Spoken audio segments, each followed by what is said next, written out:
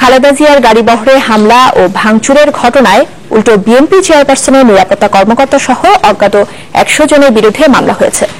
ঢাকা উত্তরের ২৬ নম্বর ওয়ার্ড আওয়ামী লীগ সভাপতি জহিরুল হক জিল্লু বাদী হয়ে এ মামলা করেন।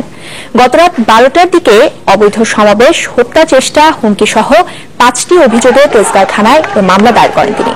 বিষয়টি নিশ্চিত করেছেন থানার ডিউটি অফিসার রমজান আলী। এদিকে সকাল 11:15টার দিকে তেজগাঁও থানায় বিএনপি চেয়ারপারসনের প্রধান নিরাপত্তা সমন্বয়কারী ফজলে এলাহি আকবর খালেদা জিয়ার গাড়ি বহরে হামলার ঘটনায় একটি অভিযোগপত্র দাখিল করেছেন। এ সময় ব্যারিস্টার মাহবুব উদ্দিন খোকন সহ বিএনপির ৩ জন প্রতিনিধি উপস্থিত ছিলেন। পরে পুলিশ জানায় বিষয়টি তদন্ত করে আইনানুগ ব্যবস্থা নেওয়া হবে।